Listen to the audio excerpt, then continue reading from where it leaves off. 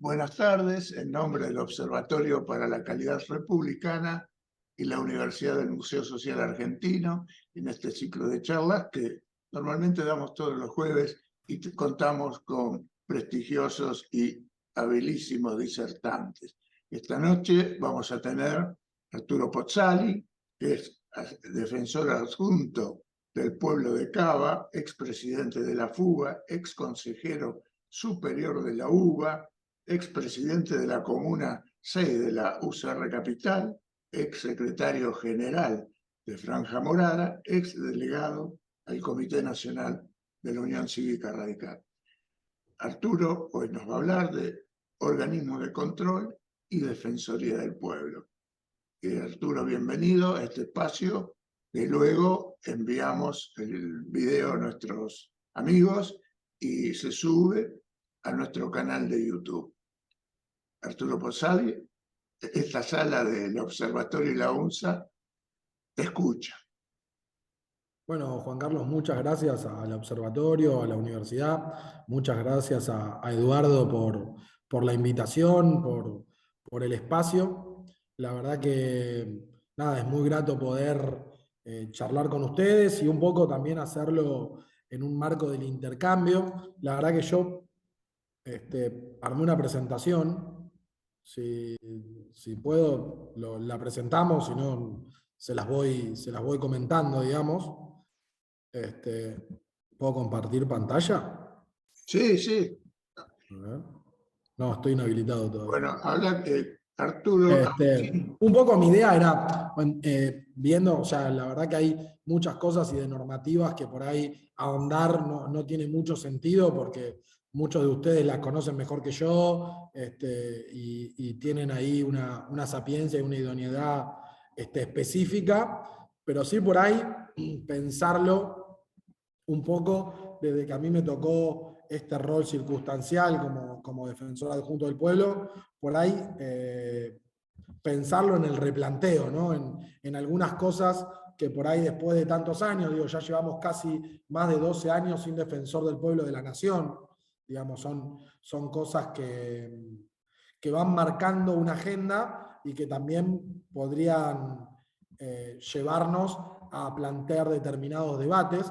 Obviamente que todo lo que tiene que ver con los organismos de control, dentro de los cuales yo también había planteado una situación con la Auditoría General de la Ciudad, digamos, ¿no? Que son los dos grandes entes, en un marco de una nueva idea. Digo, hoy ya planteamos con un paradigma más vinculado a la idea de gobernanza, ¿no? De esta idea de poder pensar la participación ciudadana, la transparencia, la rendición de cuentas, la colaboración en los procesos de las políticas públicas, obviamente de una forma distinta a como lo veíamos anteriormente, y claramente empezó a haber una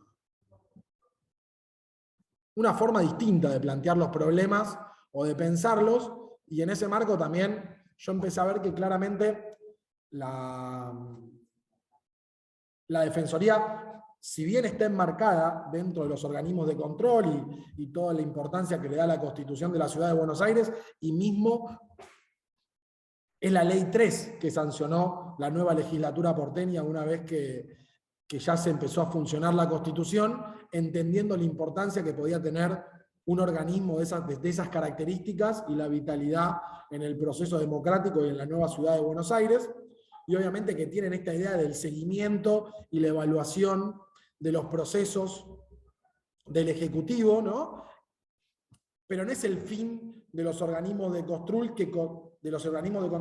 que sean aquellos que construyan la política pública, ¿no? Sino que son dependientes del Poder Legislativo para que un poco puedan marcar el camino, marcar las herramientas que se necesitan en esta idea de la transformación, en esta idea de pensar la gobernanza de una manera mucho más participativa, dinámica, y obviamente con la irrupción de las tecnologías y cómo es esa mayor transparencia desde el punto de vista hasta del acceso a la información. Entonces, obviamente, ahí tanto la Defensoría del Pueblo como la Auditoría juegan un rol fundamental. Uno garantizando, promoviendo los derechos de todos los ciudadanos, y la auditoría más vinculada a su rol fundamental de la calidad de los procesos, la transparencia, y más vinculada al término de la accountability, ¿no? Desde donde nosotros generamos ese control.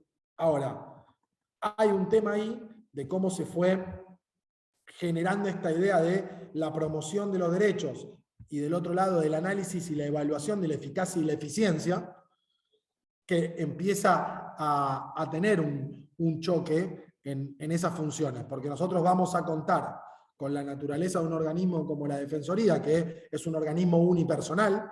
Si bien a mí me toca el rol hoy de adjunto, y somos 5 adjuntos en la Defensoría, el organismo sigue siendo unipersonal, desde el punto de vista constitucional también, con todo lo que eso significa, y un órgano más vinculado a la accountability, a la cuestión del control público, del control de los procesos, que es un órgano colegiado. Entonces eso ya nos da una dinámica distinta desde el punto de vista propio del organismo, donde en la auditoría yo tengo una sensación de comunidad, tengo una sensación de un organismo colegiado, donde más allá de las circunstancias de los oficialismos y las oposiciones, necesito generar consensos, necesito generar bases del organismo en general, porque obviamente el Consejo de Auditores lo va a tener que votar, más allá de la presidencia que esté enmarcada en una persona.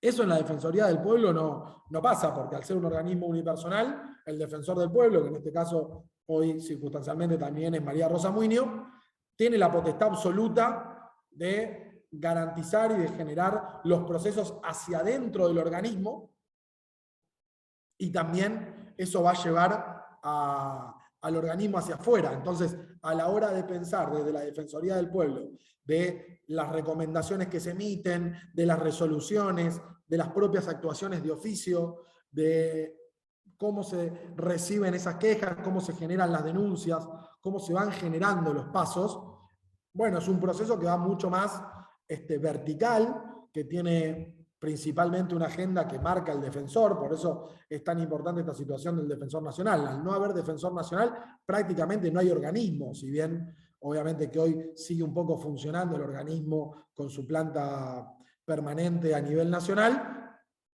Es muy clara la Constitución y dice que al no haber defensor no hay una forma de marcar todo esto. En cambio, en la auditoría, en los planes de auditoría que se arman, en los proyectos, en los sistemas de información, en la elaboración de la memoria anual que sacan las distintas auditorías, hay un rol colegiado, hay un rol de una comunidad de auditores que necesitan llevar esta tarea adelante. Y bueno, esto genera que el equipo funcione de otra manera, que se puedan encarar los problemas de otra manera. Esto fue una de las primeras circunstancias en las cuales yo me encontré en mi rol de defensor adjunto, digamos, ¿no? Que uno puede proponer, uno puede acompañar, es real que uno puede hacerse presente para poder recibir las quejas, para poder acompañar a los vecinos, pero a la hora de la emisión de la recomendación o de la emisión de la resolución que uno puede proponerle a las distintas instancias del Ejecutivo, eso está más vinculado a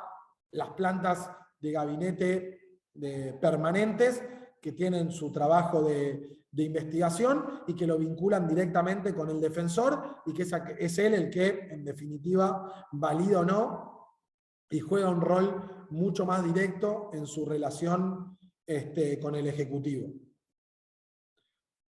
Pero acá marcando también esta idea de que se fue cambiando el proceso de control, ¿no? Y entendiendo la rendición de cuentas y el control de los procedimientos, y esta idea de los organismos de control hasta con la garantía del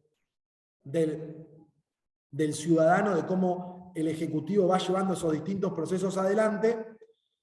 En esta diferenciación, los distintos organismos de control, o sea, la Defensoría y la Auditoría, como agentes externos al gobierno, y vinculan, y nosotros llevamos las denuncias por alguna mala atención, por algún organismo que no llevó adelante el derecho del ciudadano como debía ser, y obviamente desde la eficacia, la eficiencia y lo procedimental, la auditoría lo hace ex post, ¿no? Ya no es más ex antes. Entonces, estamos hablando sobre hechos consumados, donde tanto la Defensoría como la Auditoría pueden generar recomendaciones, pueden generar informes, que eso deberían reproducirse en algún tipo de ley o en algún tipo de modificación de parte de los ejecutivos, pero que bueno, que no siempre pasa de esa manera. Y por otro lado, entendemos al control más de la idea de la fiscalización de las auditorías internas de los propios organismos. No es la Auditoría General de la Ciudad la que controla in situ ni a la Defensoría, ni al gobierno de la ciudad, ni a los distintos elementos de los entes descentralizados o del Ejecutivo, sino que son las propias auditorías internas las que deben controlar ese procedimiento en la vida diaria del organismo, más de una forma ex ante que ex post, con estas problemáticas que empezamos a encontrar o que yo digo que planteo, que tiene que ver con que esas auditorías están directamente vinculadas con las direcciones de esos organismos, ¿no? Y que hasta qué punto tienen la autonomía necesaria para plantear lo que sí se puede o no se puede hacer y hasta qué punto lo pueden llevar adelante, digamos, ¿no? O sea, es esta idea de en pos de la nueva gobernanza, en pos de la eficacia, en pos de la eficiencia, en pos de mejorar la celeridad de los distintos procesos, obviamente que se fue perdiendo la capacidad en algún punto del control y de la sanción. Nosotros veníamos de antes de poder tener una dirección que tenía que aprobar las distintas presentaciones antes de que el hecho sea consumado, digamos, ¿no? O sea, básicamente para poder llevar la tarea adelante, yo necesitaba que las cuentas fueran aprobadas y obviamente que eso generaba algún encordio más desde el punto de vista administrativo y generaba algunas problemáticas a la hora de la eficacia y de que los propios ejecutivos puedan llevar adelante por ahí distintas políticas, pero hoy es real que hay una mayor eficiencia en esa dinámica y que por ahí los ejecutivos pueden realizar mayores tareas, pero no hay, más allá de algún informe o alguna recomendación que vamos generando los organismos, algo que vaya generando una transformación. Digo, pasó a nivel nacional con un montón de hechos graves y conocidos, como fue la tragedia de Once y demás, donde había un montón de informes realizados por la Auditoría de la Nación, de cómo se estaban generando distintos procedimientos que no eran correctos, que iban a traer alguna problemática, y eso no generó que tuviéramos un escenario para evitar determinada situación, digamos. No hay una idea de que estos organismos generan información precisa, de una forma correcta, con un grado de responsabilidad y que tiene una correspondiente sanción, ¿no? O que hay una correspondiente vinculación directamente o con los funcionarios o con el organismo que lo está llevando a cabo, ¿no? O sea, nosotros lo que terminamos o se termina generando desde la auditoría es algún hecho que puede ser o no judicializable, y la Defensoría un poco pasa a hacer lo mismo, pasa a ser una instancia administrativa en la judicialización de un derecho que termina sucediendo mucho en la Argentina, hasta últimamente viéndolo con los derechos electorales. No es propio las defensorías del pueblo o las auditorías diciendo, miren, hay procesos electorales que son anticonstitucionales. No, es la judicialización de parte del ciudadano la que termina haciendo que la justicia falle. En ese sentido, los organismos de control siempre corremos con un paso atrás o con una problemática real a la hora de generar esa transformación. Digamos, cuando nosotros nos encontramos ante una falta de vacantes, ante una problemática de un corte de luz, abocamos más a una relación y una construcción de ese derecho, tratando de hablar con el Ejecutivo para que reivindique y transforme sus actos, que la gran mayoría, en el caso en el 1 a 1, se logra, y la verdad que el equipo de la Defensoría tiene un alto grado de eficacia en ese sentido.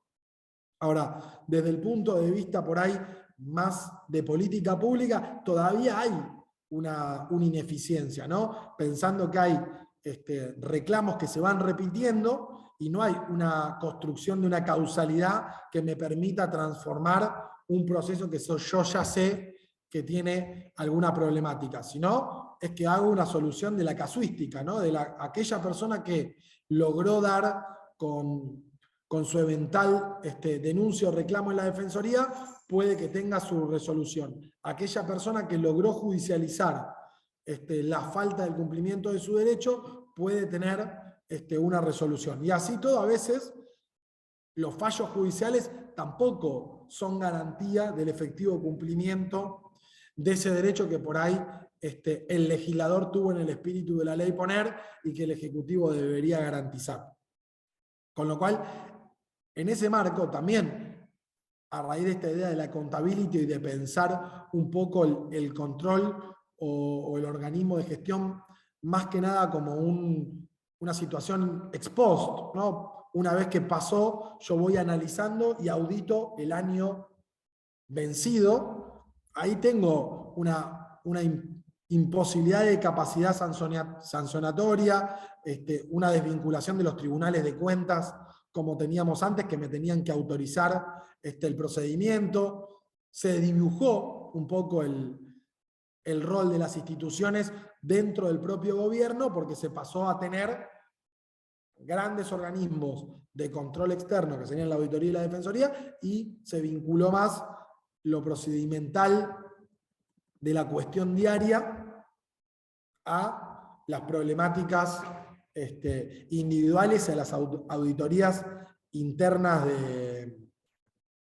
de los propios organismos. O sea, entendiendo que si bien no es lógico, no es la idea de que sean estos organismos los que marquen la política pública, sí es fundamental que podamos generar caminos que efectivamente le den un sentido a generar estas herramientas de transformación, a pensar que efectivamente si la gobernanza necesita una mayor eficacia y una mayor eficiencia del Ejecutivo, también necesita unos procesos de colaboración mucho más grandes, una transparencia de la información y una rendición de cuentas que le permitan al ciudadano poder empoderarse para tomar decisiones y participar de ese gobierno, por ahí también a través de sus representantes, porque no tenemos que olvidar que tanto la Defensoría como la Auditoría dependen del Poder Legislativo. Es la legislatura la que nos mandata, es la legislatura la que nos nombra, y esa es la legislatura a la cual ambos organismos tenemos que reportarle nuestros informes anuales y nuestras conclusiones, si bien en la cotidianidad las recomendaciones que se hacen directamente a los ejecutivos, ¿no?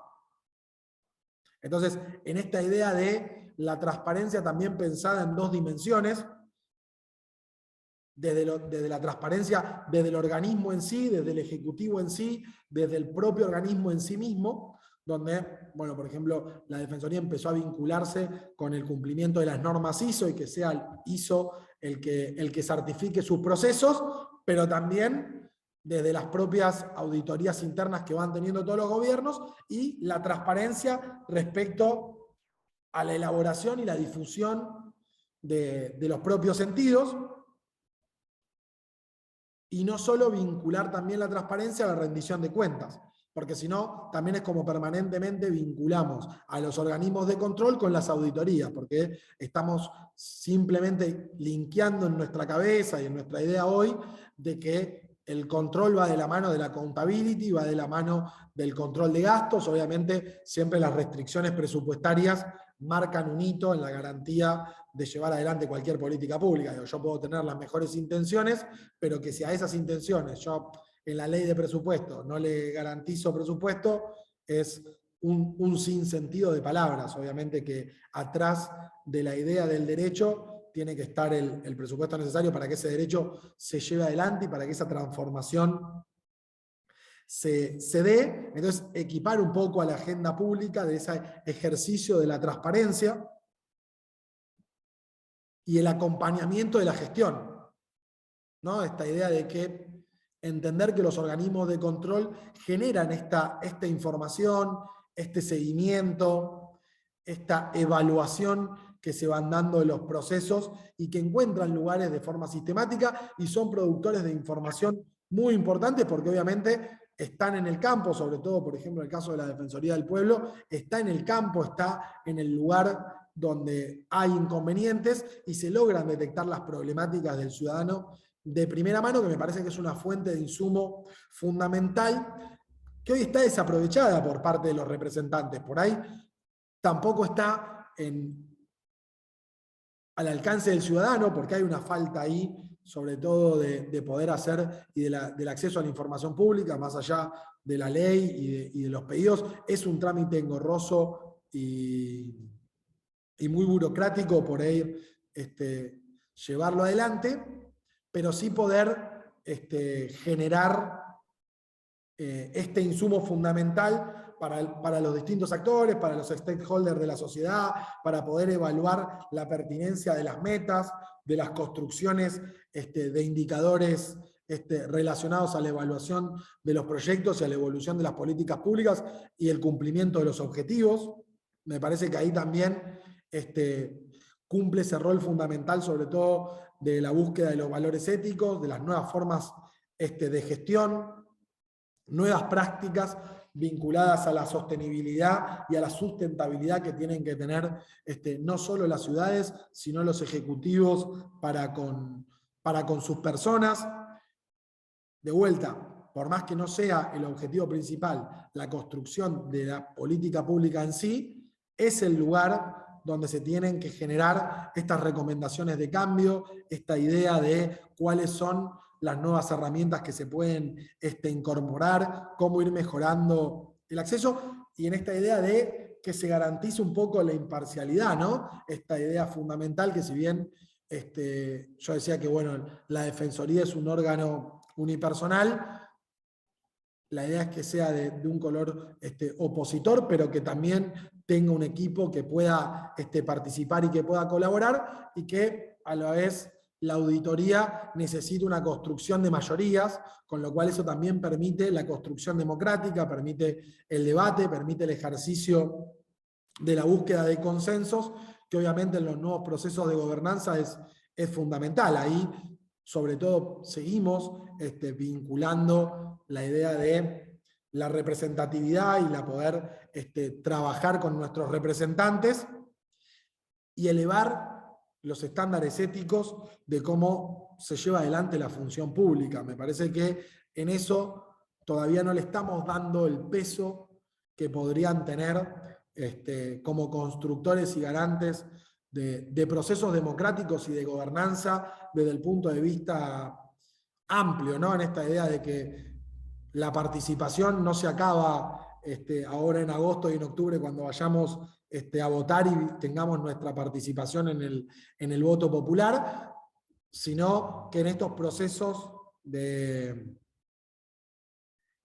ciudadanía como concepto amplio, como concepto participativo, que necesita de empoderamiento, que necesita de herramientas de participación a través de organismos de control determinados y que tienen que empezar a poder tener algún mayor grado de sanción, tiene algún grado mayor de legitimidad a la hora de expresarse, ¿no? Más allá de que obviamente hay una búsqueda de consenso y que tampoco sean máquinas de impedir, ¿no? Y lugares donde se pretenda todo el tiempo por ahí poner el palo en la rueda, pero me parece que el hecho de que, por ejemplo, tengamos hace más de 12 años una democracia sin un defensor del pueblo a nivel nacional y que esté aceptado por las fuerzas políticas y que esté aceptado en algún punto por la sociedad, tiene que ver con eso, con la falta de interés y de importancia que nosotros le damos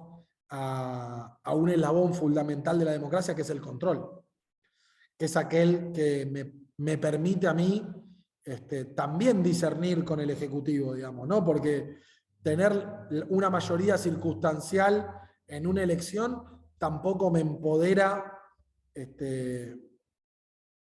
a ningún gobierno para hacer absolutamente lo que quiera, digamos. Uno de los principios básicos que tienen las democracias republicanas tiene que ver con eso, con poder con controlar, con poder poner límites, con el planteamiento del empoderamiento de las instituciones y las dimensiones sociales y cómo nosotros podemos generar ese control, ¿no? Y la verdad que también nos va pasando que en los sistemas presidencialistas estamos cada vez más lejos del control y en una dimensión yo creo que también cada vez más lejos de la ética pública, porque justamente no le damos importancia al control porque nos parece que bueno, que está permitido un poco, ¿no? El vale todo, el bueno, pero como hacen algo le permito, entonces en busca de esa pequeña eficacia o eficiencia estamos predispuestos a pagar el costo de una falta de control, de una falta de responsabilidad, de una falta del valor de la ética en la gestión pública, ¿no? O sea, ahí la aceleración que se dio, sobre todo en las últimas décadas y con esta idea del achicamiento permanente del Estado, vinculando al Estado con alguna cosa burocrática y engorrosa, y esa parte, el engorroso, se hizo el énfasis en el control. Lo que es engorroso es que me controles, lo que es engorroso es que me digas que estoy haciendo algo que es indebido. Entonces, nada, no le damos la importancia, fuimos transfiriendo a los organismos de control a organismos de un segundo plano, donde, bueno, está bien que opinen, pero esa opinión no tiene por qué tener un correlato ni en la política pública, ni en la sanción, ni siquiera en la justicia, digamos, ¿no? O sea, ya es muy poco el insumo que los propios organismos, por ahí a veces hasta producen, porque toda esa producción y ese seguimiento de los casos por ahí tiene poco correlato en las propias legislaturas o en los propios ejecutivos. Entonces, ya el organismo empieza a tener una propia valoración compleja, mismo para las personas que hacen un esfuerzo y que son grandes profesionales y que trabajan y son parte de las construcciones sistémicas de esos organismos, digamos, ¿no? En la ciudad de Buenos Aires, tanto la Defensoría del Pueblo como la Auditoría, digo, vuelvo al principio, es la Ley 3, o sea, el Tribunal de Cuentas.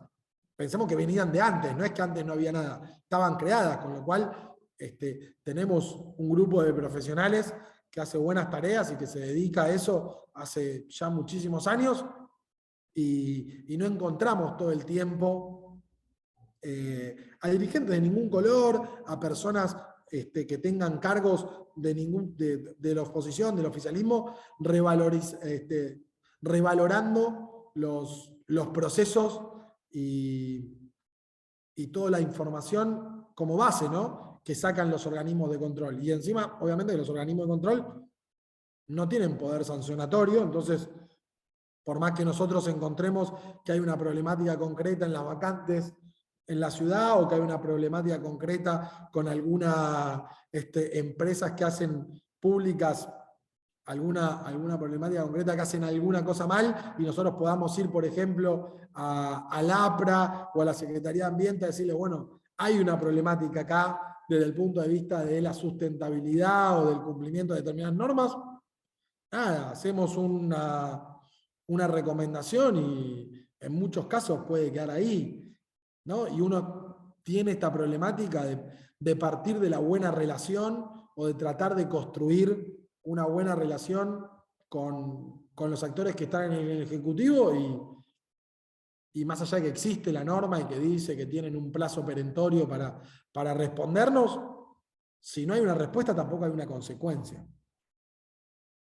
Y no hay una consecuencia ni legal ni social, porque me parece que hay una situación de que es la propia sociedad la que tampoco valora a los organismos de control, porque justamente, ¿no?, a lo largo de todo este tiempo y pensando que hay una degradación de lo público, que hay una degradación de la política, y obviamente esto desvirtúa total en la degradación del Estado de Derecho y de gobiernos que plantean que las cosas que puede decir la Corte Suprema tiene posibilidad de acatarlas o no. Ya ponerlo en tela de juicio es una complicación. Entonces, si nosotros partimos de ese punto, ¿qué queda para organismos como la Auditoría o la propia Defensoría del Pueblo, que en el caso del Gobierno Nacional ya ni siquiera nos parece importante nombrar a la persona que se va a hacer cargo, más allá que las distintas,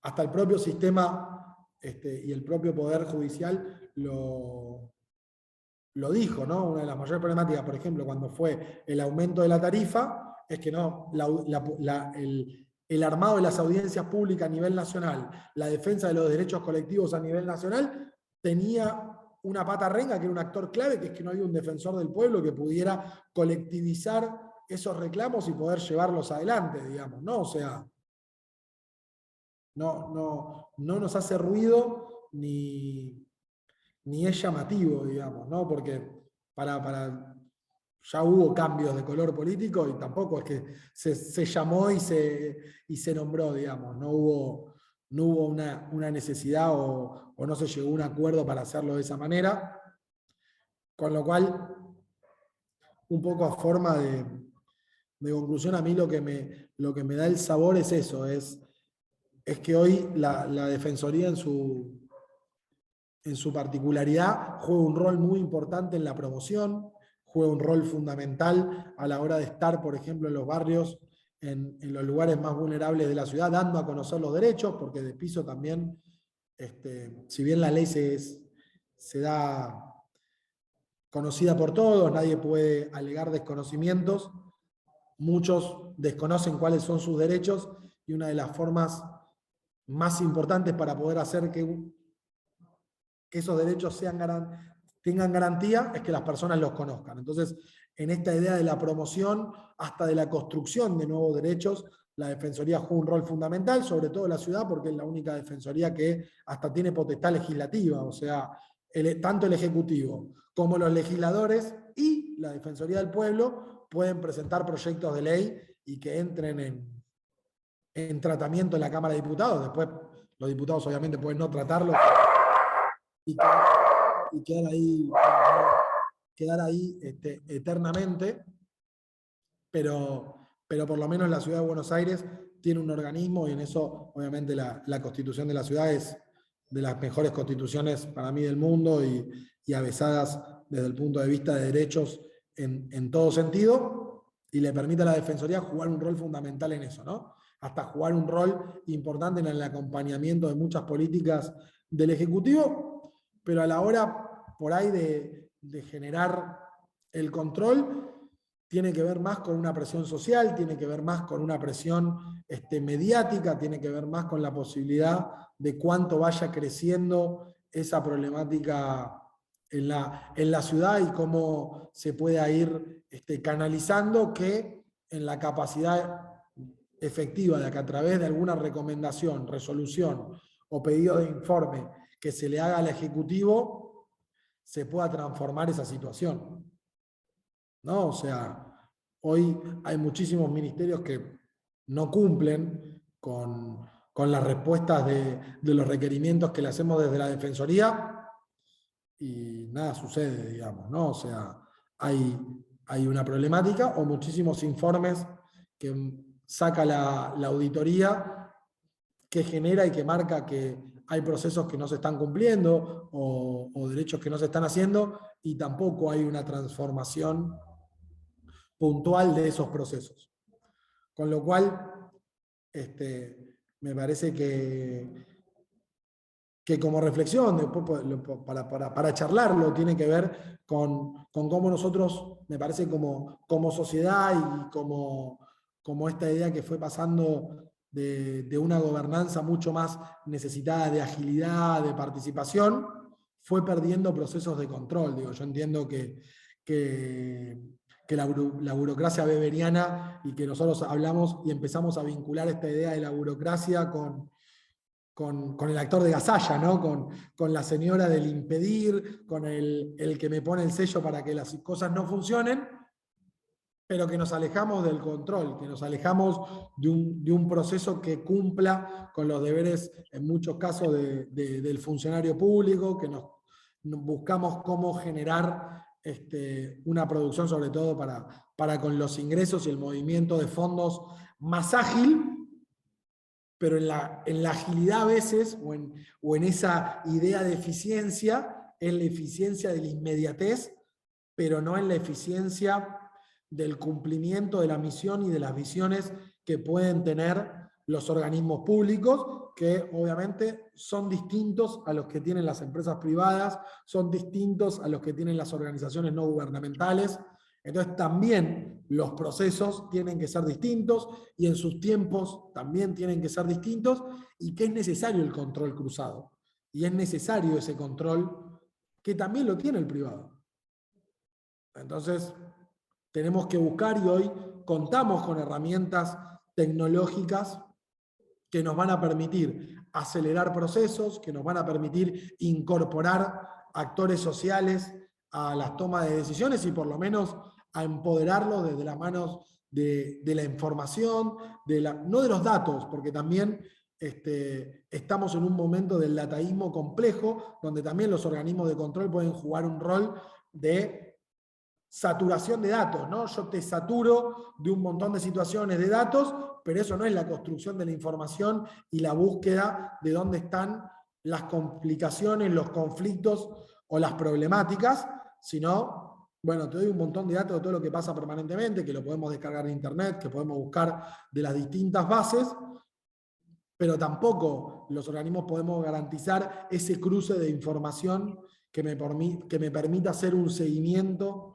de la política pública desde su inicio y de cómo fue impactando en los distintos ministerios o en la transversalidad que debe tener ese tipo de determinada política pública, digamos. No encapsularla solamente por ahí, en muchos casos, a un organismo determinado, porque hoy no pasa así.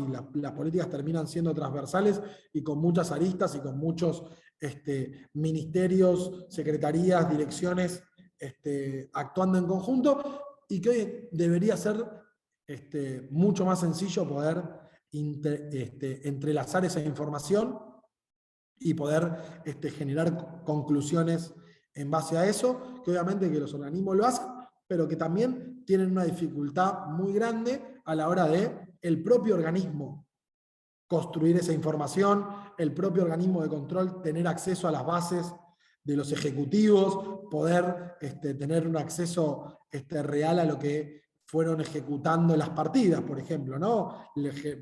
Ver las subejecuciones, que también es una problemática, cómo se generan esas subejecuciones en ministerios particulares para poder generar un movimiento de esos fondos sin que pase nuevamente por los legislativos y por las cámaras de diputados. Entonces ahí tener una discrecionalidad por parte de los ejecutivos para mover fondos, digamos, ¿no? Entonces hay una situación ahí donde todos empezamos a ver de una forma mucho más laxa la idea del control. Me parece que hay por ahí ahora con el uso de herramientas de la tecnología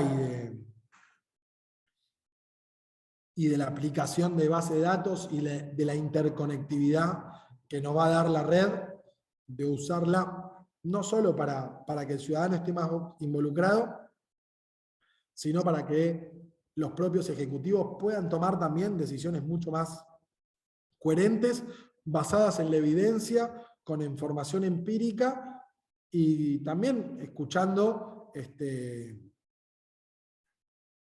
construcciones críticas, digamos, ¿no? Que hay que entender que tienen que ser parte y que no todo tiene que ver con una destrucción o una puja de poder, sino con una idea de tener un Estado que busque consensos también a la hora de ser administrado y que pueda generar eficacia y eficiencia desde el punto de vista de la construcción de ciudadanía, que eso implica un control y una ética en el ejercicio de la función pública. Así que me parece que esa era como la idea para dejar un montón, obviamente, de interrogantes que nada, que necesitan consensos, me parece. Bueno, Esa era un poco la idea. Arturo, te agradecemos este conocimiento y pasión que pones en estas ideas. Laura Belli te pregunta, ¿cómo ven la evolución de la participación ciudadana a través de procedimientos como el de la ley 104? Me parece que los ciudadanos, algunos grupos especialmente, están sacando buen provecho de esta herramienta y logran prescindir de organismos como la Defensoría para canalizar determinados reclamos. No, es que es así, eso es lo que yo planteaba, digamos. Hoy la Defensoría está más vinculada a la casuística, al caso, a la persona que, bueno, nosotros tenemos muchos casos de, no sé, falta de vacantes. Entonces la persona viene, hace el reclamo ante la Defensoría, nosotros articulamos con el Ejecutivo, con el Ministerio de Educación, y tratamos de solucionarle la vacante puntual a ese chico, digamos, ¿no? Y la verdad, en un 90% se logra, digamos. Yo creo que hay un buen trabajo de eso. Se hace bien. Ahora, no pensamos en si todos los años tenemos problemas de vacantes. Hay una problemática en el esquema, ¿no? En el sistema en general. Y nosotros tampoco contamos con información, porque cuando se la pedimos al Ejecutivo, el Ejecutivo no nos dice, tengo tantas vacantes, es mucho más factible pedir que un ciudadano vaya a mesa de entradas, ley de acceso a la información pública, haciendo la pregunta correcta, porque también lo que tiene la ley es que uno tiene que ser muy ávido en el tema porque tiene que saber qué preguntar. Si no, el Ejecutivo te contesta cualquier cosa porque aparte la ley lo ampara, ¿no? La ley dice que en caso de que ese dato exista, ya si el Ejecutivo tiene que construir el dato, no tiene por qué dártelo. ¿No? O sea, eso dice la ley. Ya ahí tenemos un problema. Entonces, pero obviamente que termina siendo mucho más rápido. Si yo quiero tener algún dato específico de algunas cosas, generar un reclamo vía la ley en la mesa de entrada de los distintos organismos, que tratar de irlo a buscar a por ahí algún informe que pueda generar la auditoría, digamos, ¿no? Que también tiene datos interesantes y útiles de algún caso en particular. Pero en la diaria, yo comparto que tanto la sociedad civil y las organizaciones se vinculan más y usan mejor. La ley me pasa a mí, a veces como actor, ¿no? Digamos, hay cosas que yo las pido de la Defensoría y yo veo que el ministerio no, o el organismo no responde, y nada, le digo a alguno que pedí un 104, ¿entendés? A ver qué nos dicen, o por lo menos para dar la respuesta. Si a la Defensoría le contestaron lo mismo que te ponen en el acceso a la información pública, que a veces es distinto. O sea, y nosotros nos damos cuenta de eso. Y no se puede hacer nada, a eso voy. No, o sea, no es que la Defensoría se da cuenta de esa situación y pueda hacer algo. ¿No? O sea, tiene que ver con eso. Y la participación, yo creo que las herramientas modernas nos tienen que dar esto, nos tienen que dar transparencia, nos tienen que dar la posibilidad de que el ciudadano interactúe, pero también tenemos que tratar de no profundizar diferencias, porque si no, de vuelta, solo va a poder acceder aquel que conoce las herramientas, que tiene la posibilidad de utilizarlas. En ese sentido, hay que seguir entendiendo y revalorizando a la democracia representativa, ¿no? Digamos, o sea, seguimos en esta idea de que efectivamente deliberamos y generamos proyectos y políticas públicas a través de nuestros representantes. Entonces, las herramientas tecnológicas y la participación directa nos va a empoderar, pero bueno, también tenemos que saber que no vamos a poder volver a una asamblea ateniense, ¿no? Que también era restrictiva, porque las asambleas solo podían participar lo que los griegos consideraban ciudadanos, que no eran todos. ¿No? Porque existía la esclavitud, o sea, las mujeres no podían participar, con lo cual tampoco es que era una cuestión de como un voto calificado, digamos, ¿no? Entonces también tenía sus problemáticas. Gabriela Nasser dice, excelente descripción de las fortalezas y las debilidades actuales de los sistemas y organismos de control. Muy esclarecedora la exposición. Muchos desafíos por delante. Norma Benítez dice, muy interesante, muchas gracias. Eduardo Cisco, muy buena y clara exposición, excelente la postura y fuerza que transmite el doctor Peuzali. Bueno. Bueno, muchas gracias. Yo, Igual le voy a aclarar a todos ustedes que yo, su mayoría son abogados, yo no soy abogado. Yo tengo por eso hablaba pues yo vengo de económicas y soy licenciado, pero también tiene que ver con esa idea, ¿no? De poder generar el control, porque también en los últimos años, lamentablemente, vinculamos el control, como yo lo decía, a la idea de lo económico, ¿no? De la rendición, de ver cómo gasto. sí, no del derecho. Sí, la idea general es esa, es el control ex post facto, ¿no? Te quería preguntar, que vos mencionaste, ¿cuánto en esa facultad legislativa que tiene, algún proyecto de ley de ustedes tuvo éxito y salió aprobado?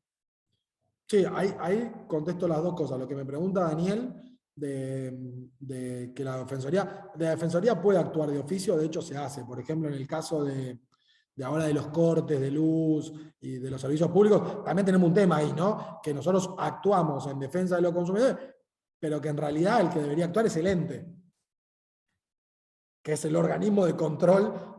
Pero bueno, la defensoría toma esas circunstancias y actúa. Yo doy un caso mío particular, que fue en la pandemia.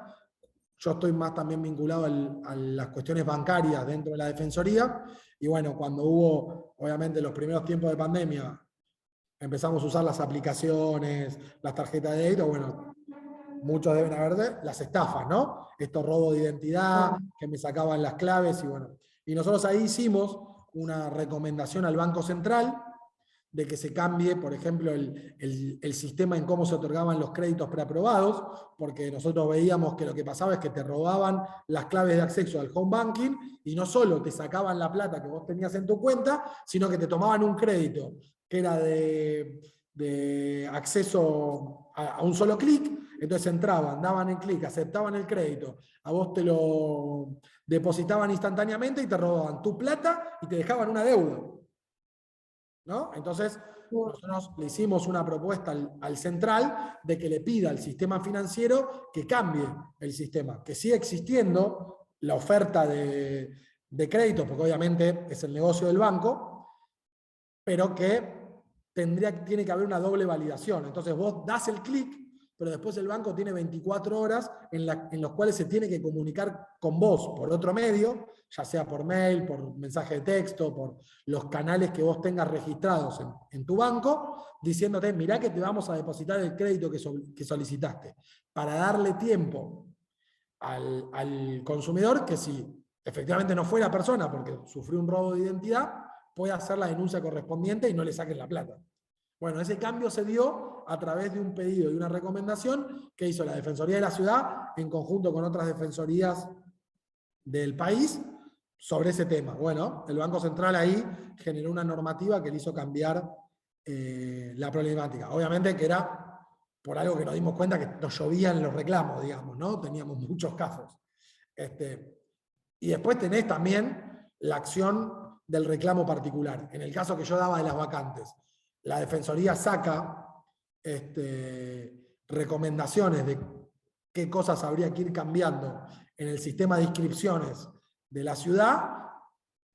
No tiene un buen eco de eso queda un poco letra muerta, pero en los casos particulares sí les resolvemos las vacantes al reclamo puntual, ¿no? Que ya puede ser porque, bueno, hizo mal el sistema, entonces le ayudamos con el trámite, porque hubo un caso de cambio de la escuela, del turno, de lo que sea, eso se resuelve, digamos, ¿no? Entonces, pero las cosas más colectivas se complejizan.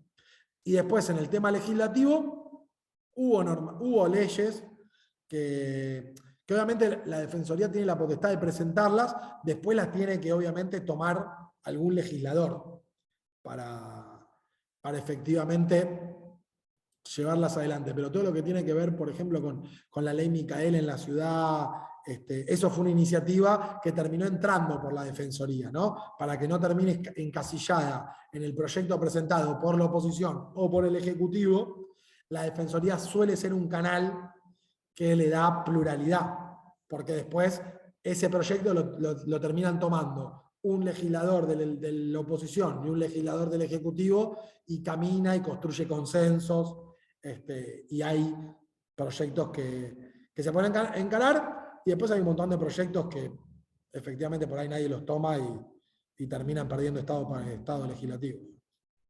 Daniel Bracamonte dice, excelente, gracias. En el mismo sentido, ¿qué sucede con las telco? Dicen. Voy a preguntar a qué nos referimos con las telco. No sé, yo transcribo lo que él te ha Sí, lo leí, pero no. ¿Y en qué lugares ustedes han ido, se han constituido, digamos, haciendo territorio para dar instrucciones o charlas? La Defensoría hoy, sobre todo a partir de la gestión en la que yo arranqué, que fue cuando Alejandro Amor era defensor, tuvo un desarrollo, tuvo una impronta distinta, digamos, no enfocándose tanto al organismo de control y la producción de información, por un poco lo que hablábamos recién, porque la gente iba al 104 y puede pedirlo y por ahí los informes que también se generaban terminaban no quedando nada. Se trabajó una impronta muy territorial de tener un trabajo de que ustedes se pueden ver en la ciudad a veces las carpitas de la Defensoría en todos los barrios y hay un trabajo hoy, bueno, muy vinculado por ahí al Estado en tu barrio a nivel nacional y bueno, se trabaja con el Ministerio de Desarrollo de la Nación y se va y se acompaña a los operativos. Entonces, en los lugares donde hay y se monta la infraestructura, que eso va girando, se hace una vez, casi una vez por día en los distintos barrios, algunas veces, o sea, en todos los barrios de la ciudad, de forma itinerante, la Defensoría arma carpas y ahí uno puede ir y hacer los reclamos de cualquier tema, ¿no? O sea, es como que no te tenés que acercar a las oficinas centrales en Belgrano o en Venezuela, sino que tenés una dinámica de cercanía con lo territorial. Obviamente, va una vez por ahí, viene una vez por mes o 2 veces por mes a Caballito y está 4 o 5 veces por mes en cada uno de los barrios vulnerables, ¿no? Entendiendo que en la 1114 o en la 2124 o en la 31 hay una necesidad mucho mayor y hay una presencia por ahí de forma permanente en esos lugares. Bueno, Daniel Bracamonte te aclara, los telcos son empresas de telecomunicaciones. Dice, lo que tiene que ver con las empresas de servicios y sobre todo lo que tiene que ver con las telecomunicaciones, la Defensoría ahí tiene una complejidad, sobre todo no tanto con los servicios públicos, tenemos una relación mucho más directa, ¿no? Con Edesur, Edenor, si bien el ente es el que debería accionar, el equipo de la Defensoría tiene una relación muy bien armada, el equipo de servicios públicos, con lo cual tenemos una respuesta, por lo menos de saber qué está pasando y poder darle al vecino algún grado de certidumbre. Con las telecomunicaciones, con Movistar, con las que brindan servicios de ese sentido, es más una relación de consumidores. Y si bien la Defensoría tiene un trabajo importante a la hora de relaciones de consumo, es mucho más eficaz y eficiente el rol que tiene la Dirección de Defensa al Consumidor del Gobierno de la Ciudad que lo que podemos generar nosotros de la Defensoría, porque lo nuestro es una instancia administrativa y voluntaria, entonces las propias empresas no tienen por qué respondernos, mientras que a la Dirección de Defensa al Consumidor sí están obligadas a responderle y la Dirección de Defensa al Consumidor tiene capacidad sancionatoria. Entonces la Dirección de Defensa al Consumidor les mete multas, ¿no? O sea, si no se presentan a la conciliación, los multa. Si al privado que incumple la ley de defensa al consumidor, lo multa. Nosotros no tenemos capacidad de multarlos. Nosotros podemos generar espacios de mediación donde de forma voluntaria la gente pueda interactuar. Con lo cual, con las telecomunicaciones medio que nos pasa eso, y después en la ciudad lo que tenemos es que la Defensoría es el órgano medio de control y donde deberían estar radicadas todas las bases de datos que se utilizan en la ciudad, ¿no? Que también tenemos una problemática muy importante, porque obviamente tanto los organismos públicos como privados venden las bases de datos y eso está claramente prohibido. Entonces a mí me llegan mensajes o me llaman por teléfono permanentemente, gente que vos no sabés de dónde sacó tus datos. Bueno, claramente lo sacó de una compra de una base de datos ilegal, y esas bases de datos deberían estar registradas por ley en la Defensoría, que tiene el Observatorio de Datos Personales, que bueno, que hay muchísimas bases que nosotros todavía sabemos que no están registradas en el organismo, digamos. Bueno, Arturo, te invito a hacer tu reflexión final en esta tarde de jueves. Bueno, no, como final de mí agradecerles. Me parece que es un espacio súper interesante para poder dar estas reflexiones. Y yo lo quería plantear en ese marco, en el marco de la importancia que tiene el control en los sistemas republicanos y en las democracias, digamos, ¿no? Y pensar las gobernanzas modernas con la transparencia, con la participación y con las nuevas tecnologías como base fundamental para generar un control ágil, para generar un empoderamiento de la ciudadanía que nos permita transformar la política pública y volver a revalorizar la ética y los valores en la función pública como leitmotiv de ciudadanía y de construcción de la política futura. Me parece que tiene que ver con eso, de la función que cumple el funcionario público y la responsabilidad, más allá de la responsabilidad jurídica, de la responsabilidad ética de administrar un bien público y de una construcción colectiva. Así que nada, era reflexionar eso, desde vuelta de cómo le damos el eje central para que tengan el dinamismo, pero sin perder la capacidad de control y acceso a la información, que es fundamental para mí en las democracias futuras, para que sean sanas, participativas y que construyan realmente derechos. Así que tenía que ver con plantear esas inquietudes. Eduardo Pisani y Daniel Bracamonte brindan conceptos que se complementan. Pisani dice: excelente charla, muy buen nivel y conocimiento profundo sobre los organismos de control, gran honestidad en la descripción de los puntos fuertes y débiles del sistema. Gracias, Arturo. Daniel Bracamonte cierra: muchas gracias, excelente exposición. Así que me sumo, gracias Arturo, gracias a los participantes de esta sala y a quienes con sus preguntas e inquietudes enriquecieron el debate. Muy buenas tardes, Arturo, muy buenas tardes a todos, en nombre del Observatorio y la UNSA. Bueno, muchísimas gracias a ustedes, muchas gracias Juan, muchas gracias Eduardo por la invitación, así que a disposición. Muchas gracias. Gracias, Arturo.